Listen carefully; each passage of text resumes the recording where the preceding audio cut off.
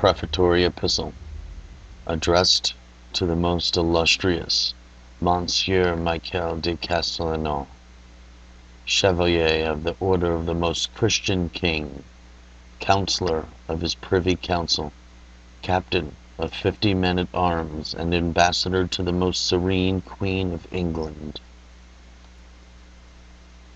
Most illustrious and honored Chevalier, if I consider, with an appreciative eye for the forbearance, perseverance, and solicitude with which, adding favor on favor, benefit on benefit, you have bound, obliged, and tied me to you, and with which you were wont to prevail over every hardship, elude all sort of peril, and successfully conclude all your most worthy designs, I cannot but note how very appropriate it is, that noble device which adorns your terrible crest. On it a liquid humor sweetly strikes, with its constant and continual drip, and, by force of perseverance, softens, hollows, breaks, smooths, and conquers a firm, solid, rugged, and harsh rock. If, moreover, passing over all your other noble accomplishments, I recall how much you are, for me, by divine commandment, by high providence and predestination, a firm and able defender against the unjust injuries that I suffer, and they wanted me from a truly heroic spirit, in order not to throw up my hands, surrender to despair, and succumb before the swift flood of criminal falsehood with which I have been furiously attacked, by the envy of the ignorant, the presumption of the sophists, the depreciation of the malicious, the bad-mouthing of the varlets, the insinuations of mercenaries, the gainsaying of servants, suspicion of fools, slanderers' gossip, hypocrites' zeal, barbarians' hatred, the fury of the mob, frenzy of the populace, the complaints of those I have grazed, and the cries of those I have scourged, in which there was not lacking the mean, frenzied and spiteful disdain of a woman, the false tears of whom are frequently more powerful than the stoutest waves and the rudest tempest of presumption, envy, depreciation, slander, insinuation, betrayal, outrage, disdain, hate, and fury. You appear to me like a solid, secure, and immovable reef which, rising up to show its crest above the swollen sea, is neither eroded, nor rent, nor moved by the seething heavens, nor by the dread of winter, nor by the violent crash of thick waves, nor by the harsh gusts of wind, nor by the wind blowing of the north wind, but rather the increasingly covered greenery which clothes and adorns its flanks. You are then endowed with that double virtue, which renders so mighty and mild the liquid drops, and so futile the blustery and rough waves. You through whom the lordly rock is so weakened beneath the rain, and tormented reef rises so powerfully against the flood. You are the one who offers both a secure and calm haven for the true muses, and a deadly shoal on which the false ammunition and impetuous designs of the enemy's sails are shattered. I then, whom no one has ever succeeded in accusing of ingratitude or taxing with discourtesy, I, against whom one may rightly complain, I, hated by fools, slightly by the contemptible, profaned by knaves,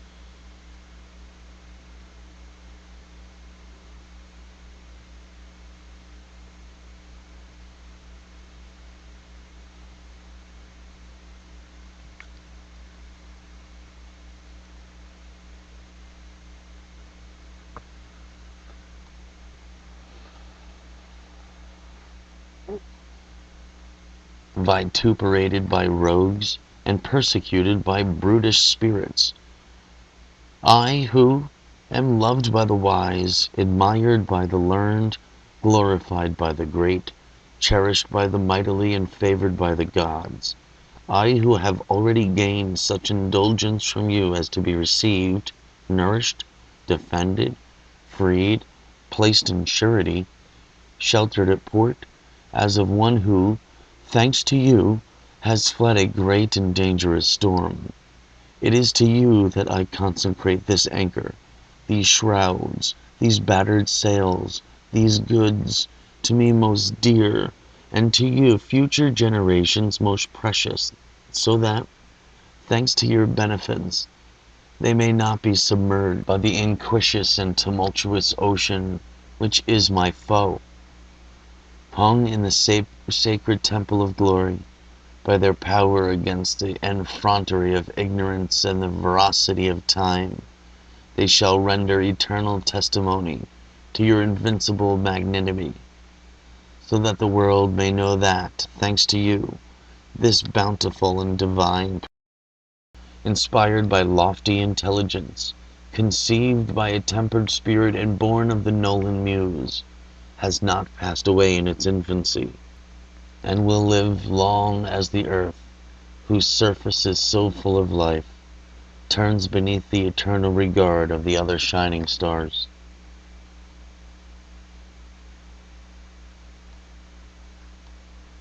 Here, then, is that sort of philosophy where one discovers, with truth and confidence, that for which we look in vain in diverse or opposing philosophies. First, then, I offer you a summary of 5 dialogues, which contains all that seems relevant to the effective contemplation of cause, principle, and unity. Argument of the first dialogue. In the first dialogue, you have something you may call an apology, or what you will, concerning the 5 dialogues that make up the Ash Wednesday Supper. Argument of the second dialogue. In this second dialogue, you have, first, the cause of the difficulty of such knowledge, in order to know how far removed the knowable object is from the cognitive power. Second, in what manner and to what extent the cause and the principle may be explained by the thing caused or principled.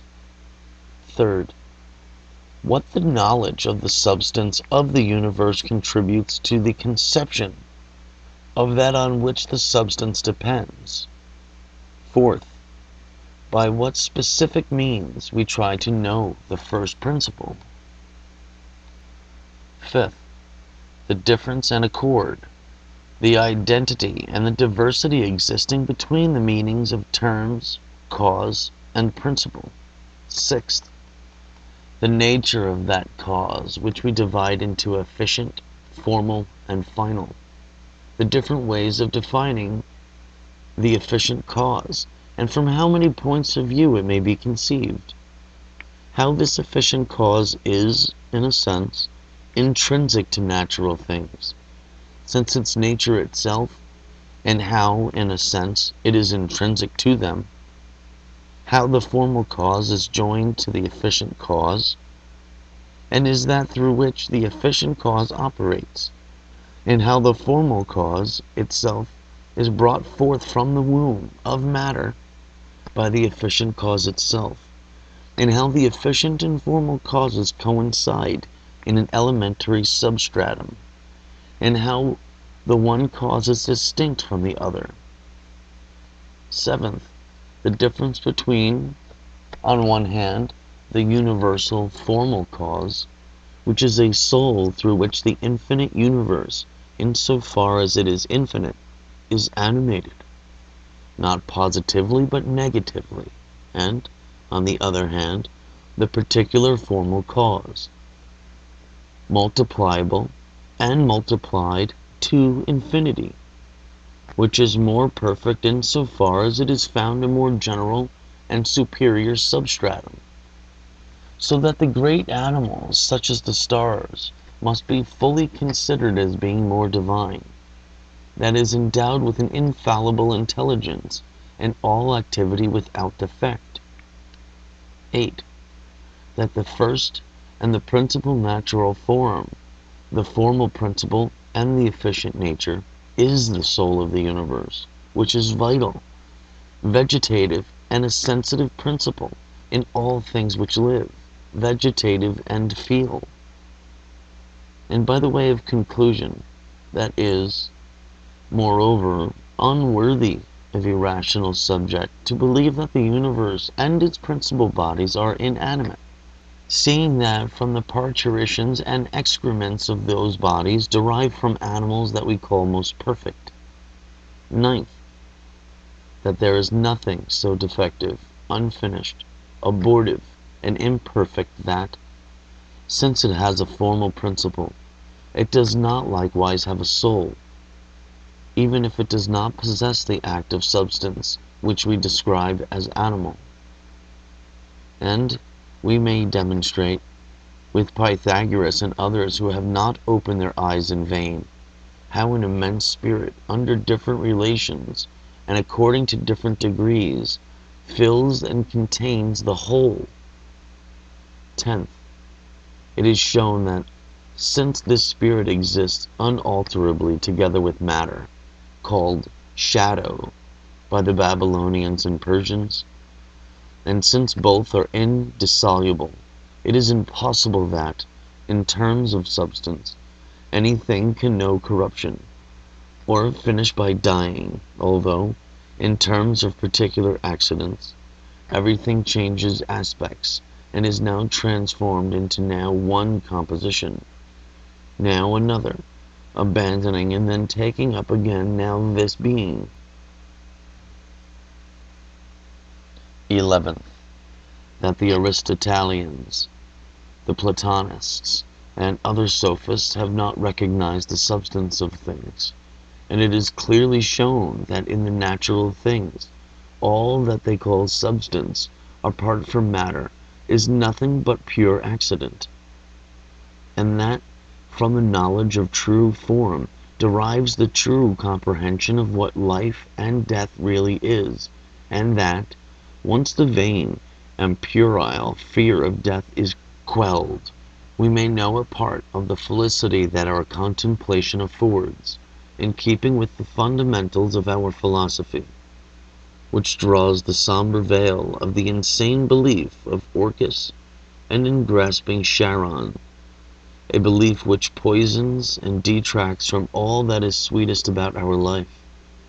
12th, form of distinguished, not from the point of view of the substantiality, which forms its unity, but from the acts of the operations of its faculties, and from the point of view of the specific degrees of being that it produces.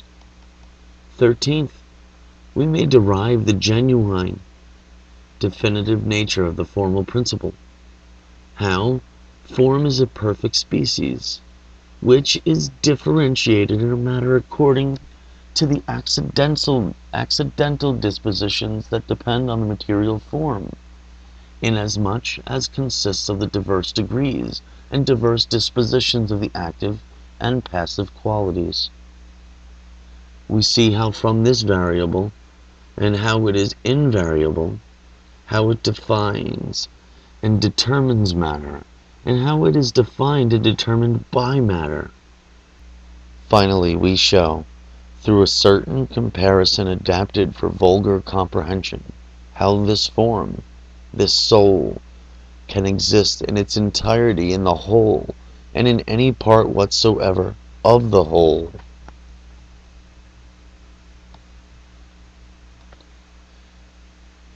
Argument of the third dialogue. In the third dialogue, after having in the second spoken of form, which has the nature of a cause more than that of a principle, we proceed to the examination of matter, which is thought to be more a principle or element than a cause. First, we show not counting the prelude at the start of the dialogue, that David of Dinant was not led astray by taking matter to an absolutely excellent and a divine thing. Second, how, by different philosophical methods, we can give different definitions of matter, although there is, in reality, only one primary and absolute matter, since it is manifested in different degrees, and is differently hidden under various species. Different philosophers can understand it differently according to the definitions that suit them. It is not different for number, which is understood purely and simply by the arithmetician, harmonically by the musician, symbolically by the Kabbalist, and in still other ways by various wise men and fools. Third, the meaning of the word matter is explained by means of the difference and the likeness that exists between the natural substratum and the artificial substratum. Fourth, we point out how the stubborn can be dispatched and to what extent we are obliged to meet their questions and argue with them. Fifth, from the true definition of matter it is inferred that no substantial form loses its being, and we forcefully prove that the Peripatetics and other vulgar philosophers have known no other substance than matter, even if they speak of a substantial form. Sixth, as a constant material principle is recognized, we demonstrate a constant formal principle, and we demonstrate that from the fact of the diversity of dispositions that are in matter, the formal principle proceeds to the multiform configuration of different species and different individuals. And we show why it has come about that some, brought up in the peripatetic school, have not wanted to recognize any other substance than material. Seventh, why reason must distinguish matter from form, and potency from act. And we repeat what is stated in the second part concerning how we can, without laying ourselves open to criticism, grasp the substratum and the principle of natural things in diverse ways, according to different philosophical systems, more usefully, however, according to natural and magical methods, and more ineffectively according to rational and mathematical methods, especially if they submit so closely to the criterion and working of reason that nothing worthwhile is produced in the end, nor any practical fruit gathered, without which all contemplation is to be reckoned futile. Eighth, we represent 2 points of view from which matter is generally considered, either as potency or as a substratum, and beginning with the first point of view, we differentiate matter in active potency and in passive potency, and in a certain way we guide it back to unity. Ninth, from that 8th proposition we deduce how what is supreme and divine is all that it can be, how the universe is all it can be, and how other things are not all they can be. 10th, as a result of what is said in section 9, we show in estimable, clear, and brief manner why there are vices, monsters, corruption, and death in nature. 11th, in what sense the universe is in none, and in all of its parts, with occasions an excellent contemplation of divinity. 12th, whence it happens that an intellect cannot grasp this absolute act and this absolute potency.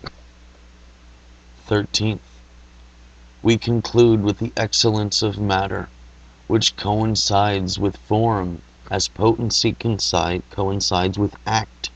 Last, from the fact that potency coincides with act, and that the universe is all that it can be, as well as for other reasons, we conclude that all is one.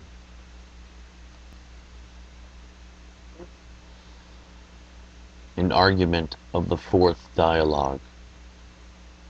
In the fourth dialogue, after having considered in the third, matter in so far as it is in a potency, matter is considered in so far as it is a substratum. We begin with the Paulinean distractions in order to present a definition of matter, according to the vulgar principles of certain Platonists, as well as all of the Peripatetics. Second, reasoning iuxta, according to our own principles, we show that the matter of corporal and incorporeal things is one, for several reasons, the first of which is drawn from the potency of one and the same genus. This second is drawn from a certain proportional analogy between the corporal and the incorporeal, between the absolute and the contracted. The third is drawn from the hierarchy or ladder of nature, which goes up to a first embracing or comprehending principle.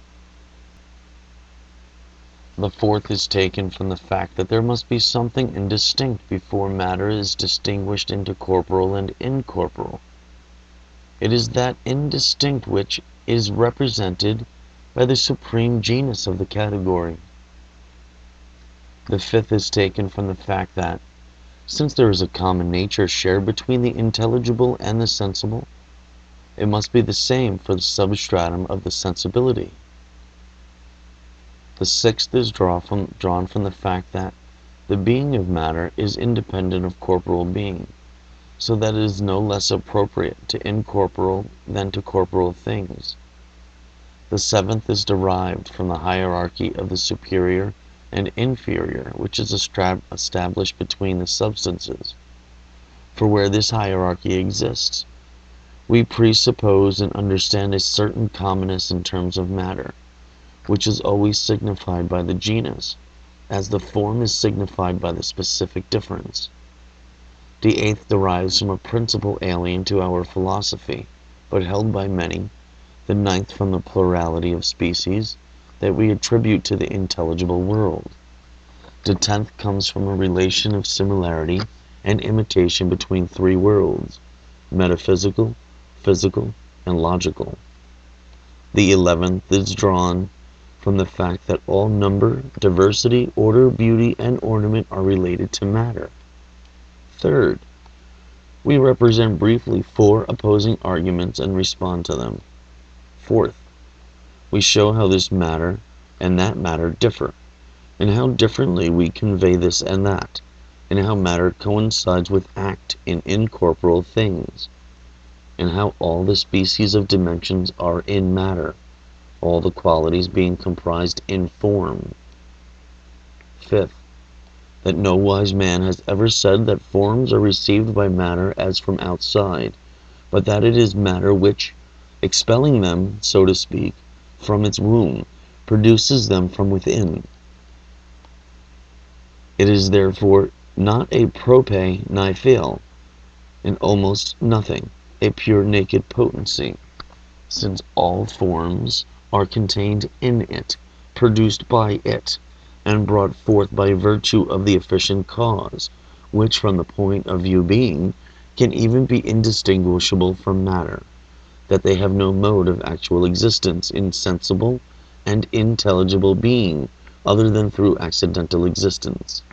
Granted that all that which appears and is made manifest through the accidents founded on dimensions is pure accident, even if the substance is always indivisible and always coincides with undivided matter. Hence, we see clearly that from the explication we cannot get anything but accidents, and so the substantial differences are hidden, as Aristotle, checked by the truth, said, so that pondering the subject well, we may conclude that the uniform substance is one, and the truth and being are one, which manifests itself through innumerable particularities and individuals, showing itself in countless concrete individual substances. Sixth, how very far from all reason is what Aristotle and his like mean when they consider matter as being in potency, given that such a being is assuredly a nullity, since, according to them, matter is so absolutely permanent that it never varies or changes its being, all variation and modification being related to it.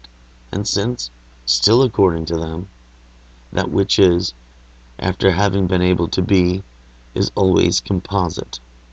Seventh, we show how meaningless the characterization of matter appetite is, using the self-same logic derived from the principles and hypothesis of very people who strongly proclaim matter to be the daughter of privation and its appetite to be similar to the insatiable craving of an impassioned female.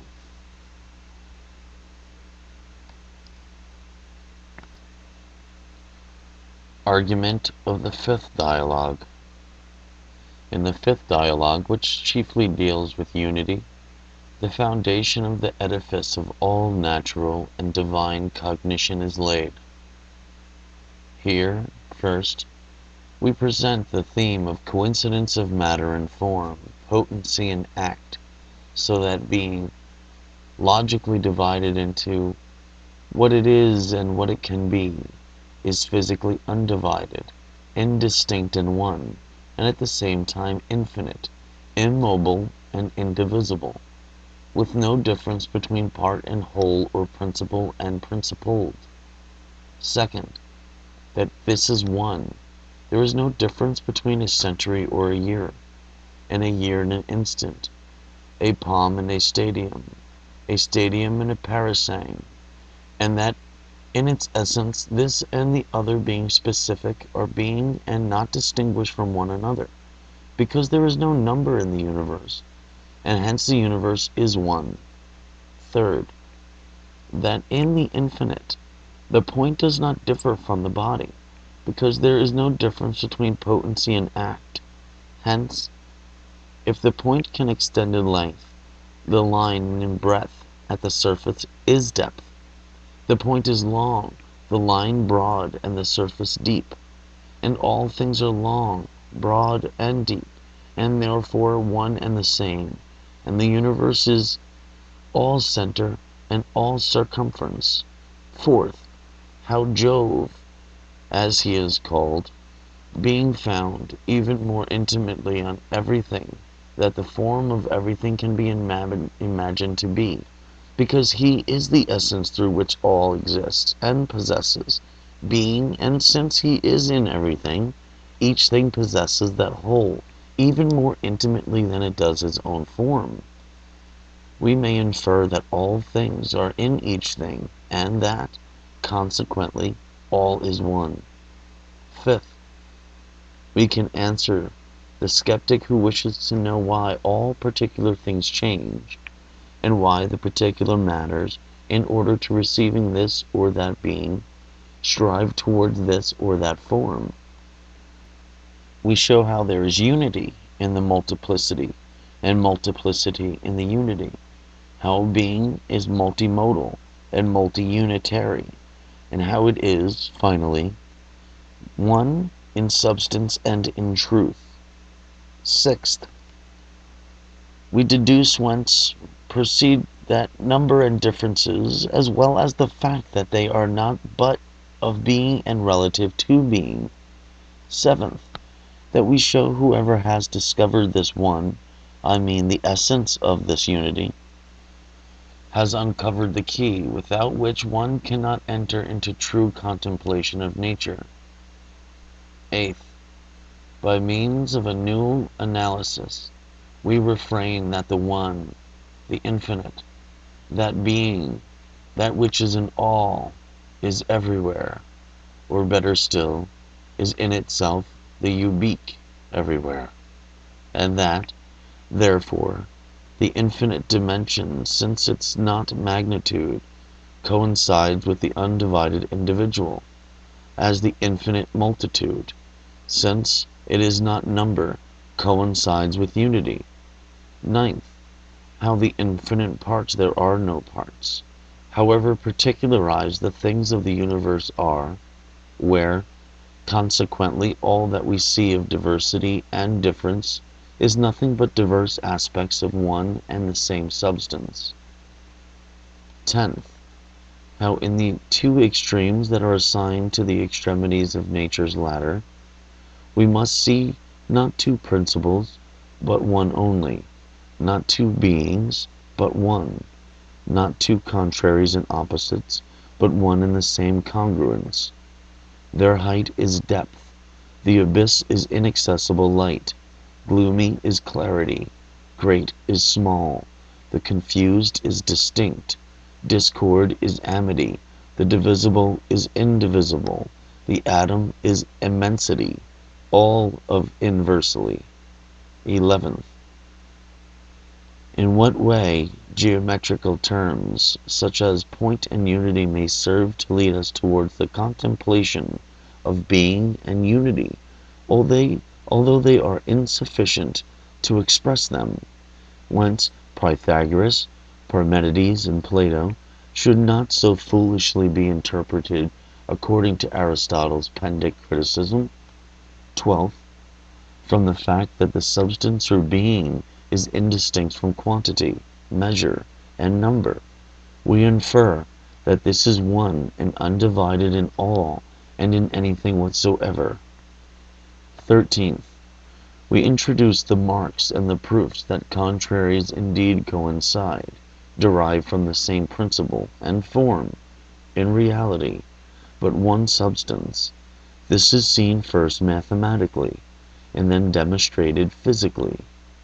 Here, then, most illustrious sir, you see where we must begin in order to venture towards a more specific and rightful cognition of things. It is there that, as within its exclusive seed, the host of nature's science conclusions is contained. Thence derive the structure, disposition, and order of the speculative sciences.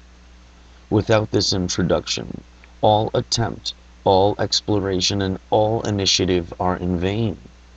Pray accept, with a benevolent spirit, this principle, this one, this foundation, this wellhead, so that its descendants, its progeny, may be sparked to emerge, and so that its rivers and floods may flow forth more abundantly, and its numbers may continually multiply, and members flourish, so that the night, with its drowsy veil and gloomy mantle, may come to an end, allowing brilliant Titan, parent of the divine muses, adorned with his family and surrounded by his everlasting court, to banish the nocturnal torches and brighten the world with a new day, surging forth again with his triumphant chariot from the vermilion bosom of this graceful aurora. Farewell.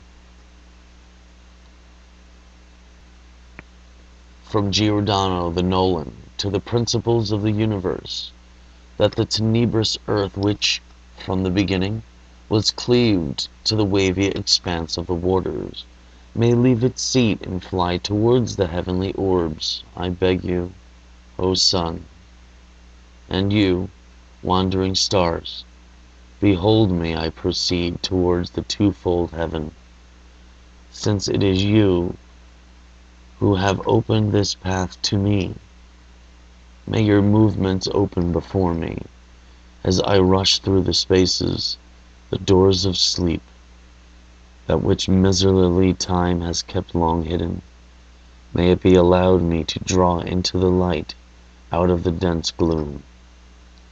What prevents you, O suffering spirit, from hastening to give birth to your truth? Though you bequeathed it to an unworthy age, though the fellow of shadows submerges the earth, you, my Olympus, make shrine your peak in the clear heavens.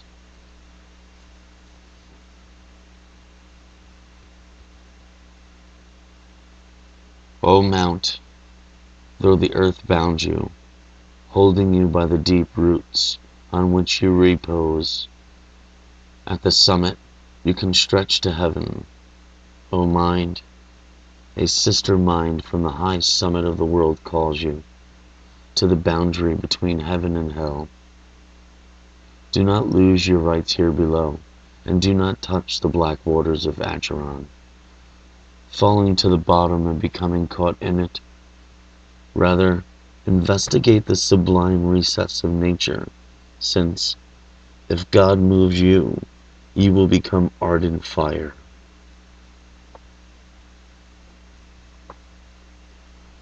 O old man, slow and swift, who opens and closes, must we speak well or ill of you? You are generous and stingy. The gifts you offer, you take back. You kill what you cause to be born, and what you generate from your bowels. In your bowels you endeavor, you whom is allowed to consume with your jaws the fruit of your bosom. You create all, but destroy all. Could I not, then, call you good, and call you evil? But when you will surprise me with your swift mortal blow, with your menacing scythe, let me stretch my hands forth to where there is no trace seen of black chaos. Thus you will not appear good, nor appear bad. On love. Love grants me such a lofty vision of the truth, that he makes the black doors of diamond open. Through the eyes the God enters, and it is to see that he is born, lives, is fed, and reigns forever. He reveals all of heaven, hell, and earth, makes appear true images of the absent, regathers strength to hit with a direct blow, always wounds the heart, and reveals all that is hidden. Therefore, base mob, attend to the truth. Lend your ears to my words, which do not deceive. Open, if you can, your mad and squinting eyes. You call him a child, because you understand so little, because you are so inconsistent. He seems fickle to you. Your own sightlessness makes you call him blind. O you sempiternal cause, principle, and one, whence depend being, life, and movement, and whence in length, breadth, and depth extends all which is in heaven, on earth, and in hell. With sense, reason, and spirit I discern that act. Measure and reckoning do not comprehend that force.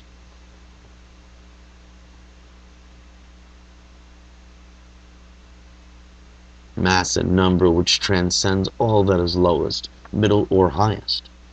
Blind error, greedy time, adverse fortune, deaf envy, vile rage, hostile zeal, cruel hearts, perverse minds, bizarre passions, will not suffice to obscure the air before me, nor place the veil before my eyes, nor even stop me from beholding my beautiful Son.